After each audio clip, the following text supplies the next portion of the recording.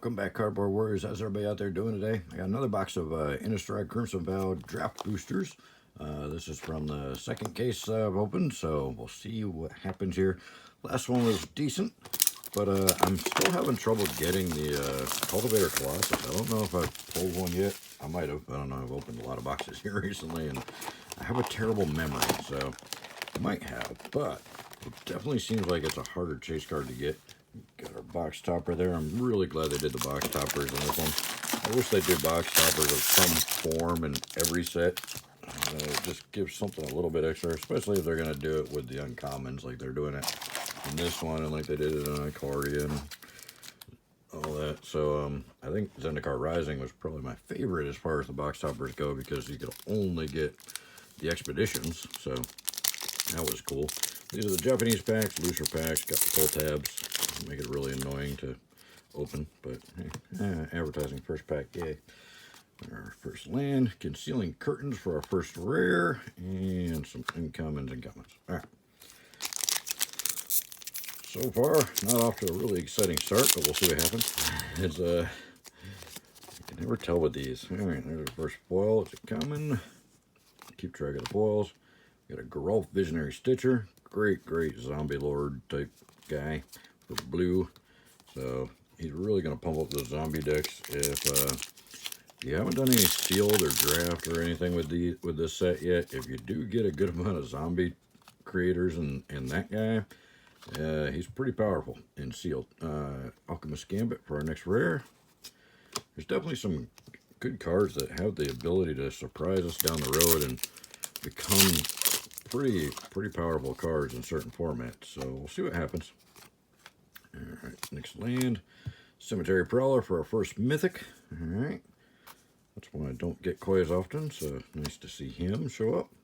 And there is damage on all the commons, you can see. It's pretty bad. So, these Japanese packs, hopefully it's just this first Japanese run, first printing. I hope the rest of them don't end up being like that, because that's really bad. It's really ugly. Splendid Reclamation for our next rare, and keep moving on here. Don't forget to check the description. There's a lot of links that'll save you money, get you cash back. A lot of sales on this stuff, including this set on Amazon right now. Mirror Hall Mimic, there we go, for our next rare. That's one I haven't opened a whole lot of, I don't think. And yeah. So anyways, in the description, my Patreon link's down there. Anything you do down there really helps out the channel. It means the world to me. I could definitely use the help. Blood Fountain. This guy is also really good in sealed or draft as a common. And Welcoming Vampire for our rare out of this one. We'll move along here. Yeah.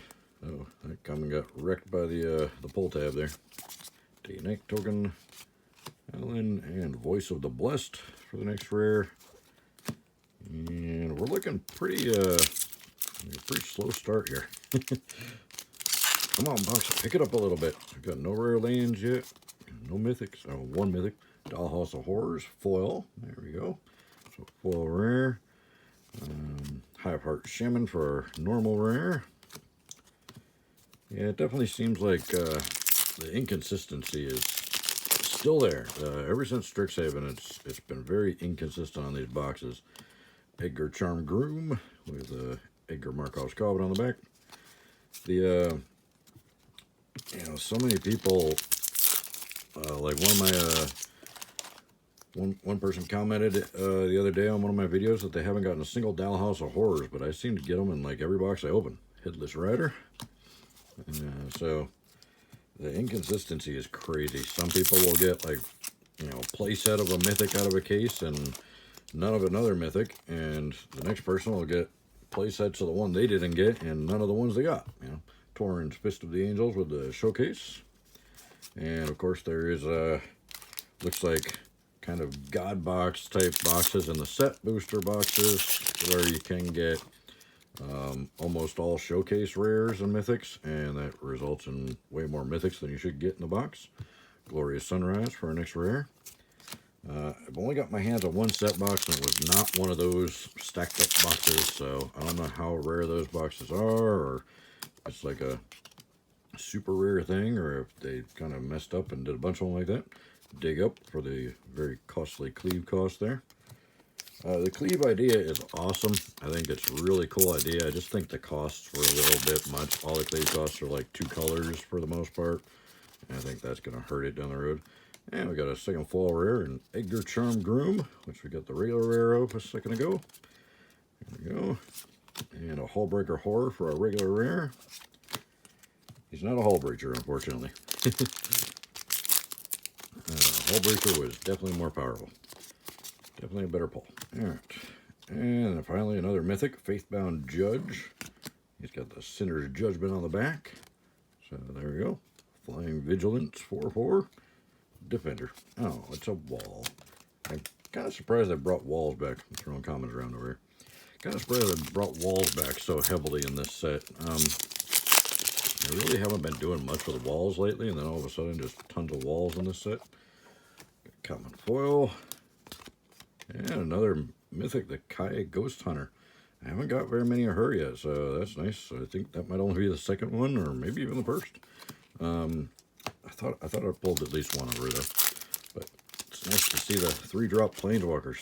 3-drop Planeswalkers always have some room for shenanigans there. Change of Fortune, one of my favorite rares in the set. I think it's going to be a good card. We'll have to see what happens with it, but it does look interesting, especially with the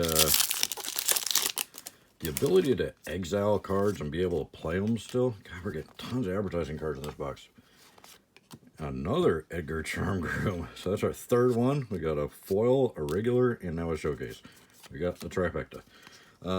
There's a lot of cards that in this set and previous sets here that'll let you exile cards and still be able to play them until the end of turn or the end of next turn or whatever. So being able to Fulcrum Forebearer for another showcase. Being able to get a bunch of cards in the exile field that you can play makes it a lot easier to be able to discard your whole hand and draw new cards, because you still got stuff you can play even if you don't get a good pull. Grav Reaver. So the original Wheel of Fortune, that was always the downside, is that sometimes you ended up discarding your hand and you threw away some stuff that was playable, and then you ended up drawing a new hand that was all kind of, you know, just wasn't going to work at the time. Deathglade Cap, or Deathcap Glade. Deathglade Cap, yeah. I'm a little half asleep here.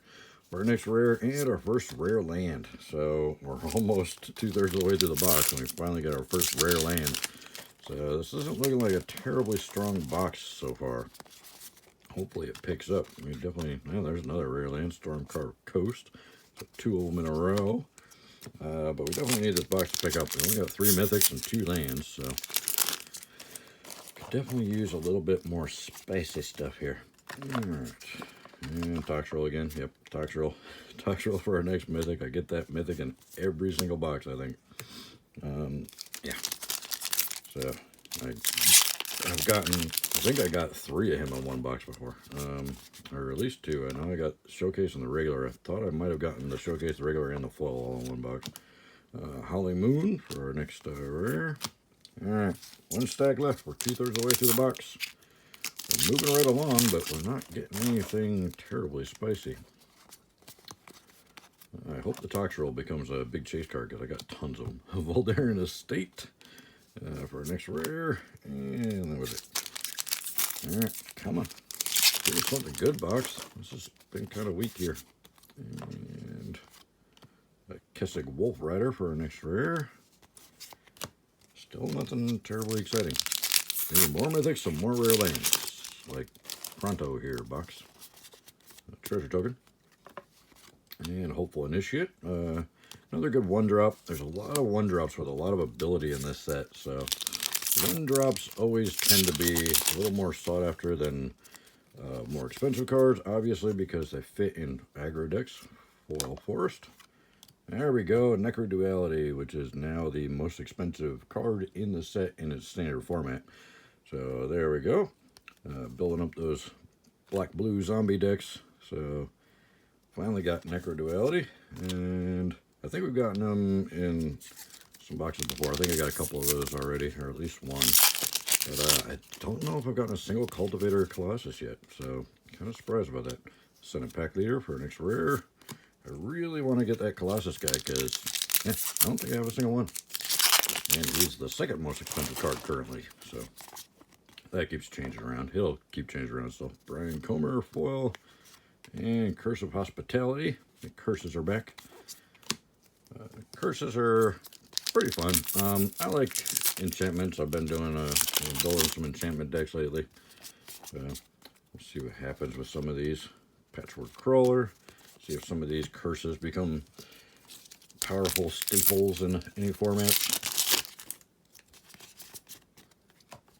Mountain, Helena, and Alina. Get that in every box. Is it just me? Do you guys get the Helena and Alina in every box you open, or is it just me? Could just be me. I don't know. So far, I think we've gotten it in everything I've opened. Uncommon foil and Ill-Tempered Loner. Come on, where's the mythics? And the lands. We got 2 packs left. Wow. I don't know that this is going to turn out to be a terribly great box. It's not looking like it so far. Odric the Blood Cursed showcase. And yikes, 1 pack left. Well, hopefully we get either a mythic or a rare land because we haven't got very many of either yet. Come on. Oh, there we go. Chandra Dressed to Kill in the full art foil. Mythic. So that's probably my favorite Planeswalker in the set, definitely. I was really looking forward to Chandra, and I think I now have more than a playset of her. So, and a Dollhouse of Horrors for our last rare. So, we got 2 Dollhouse of Horrors in here. So, there you go. Let me check our box topper here, and then we'll do a recap. I definitely like the draft boxes with the double-sided tape better than the set boxes with their that goop on there, that sticky stuff that doesn't like to let go. All right, let's see if we can carefully open this. And we didn't get it open. That's not double-sided. That's one thing. Come on. Come on. Open it without destroying it. Oh, God, this is terrible. Try the top. And taking longer to open the 1 pack than it did the entire box. Okay. What are we going to get? No uncommon. No uncommon. There we go. We got a rare. It's a Harker's Journal, which is the Investigator's Journal in its alternate form. Basically a artifact, clue. Huh, weird. I don't think I've seen this rare at all yet. Okay, draw a card. It's basically a clue, but with suspect counters, so you can draw more cards. Okay. All right, I guess it's a clue that you can use multiple times, so that costs 2. All right, so there we go. And the Harker's Journal, we got 2 of the rare lands. We got 1 Storm-Carved Coast and a Death-Capped Glade. We did end up with 6 mythics at the very end there. We got the Cemetery Prowler, Faithbound Judge, Kaya, Toxrill, the Necroduality, which is now the most expensive card in its standard form in the set, and then the full art, gorgeous Chandra Dressed to Kill. So yeah, so not too bad on the mythics. I think we got 2 full rares, if I recall. We got, yep, Edgar and Dollhouse of Horrors. So we got 2 full rares in there. So not too bad. Turned out to be a okay box at the end there. We did all right with it. We'll see what happens, you know, down the road 6 months from now when somebody watches this box opening. They're going to be like, oh my God, that's the best box ever, you know? Or, oh my God, that's the worst box ever. So you never know what's going to happen as these cards find homes in different decks and whatnot. But check out the description below. There's a lot of good links. Save you money on the stuff. There's good sale links on this set and Modern Horizons 2. And Jumpstart's still under $100 right now. So grab those while you can. A lot of good deals down there, and all those links, if you use those links and purchase anything, it really helps out the channel. I get a few cents commission on anything you purchase. So I'm not asking anybody to buy anything they weren't normally going to buy, but if you're thinking about buying something, use those links, and I'd really, truly appreciate it. Also, my email address is down there, my actual address, if you want to send me something open on camera. Just let me know in the comments what you guys are thinking of everything and what's the game. How's it treating you these days, you know? Let me know what you're thinking about how they're doing things. I know the wallet fatigue is beyond real. It's awful. They're pushing out way too much product way too fast, in my opinion. But let me know what you guys think. I'd love to hear from you. Thank you guys so much for your time, and we'll see you next one. Bye.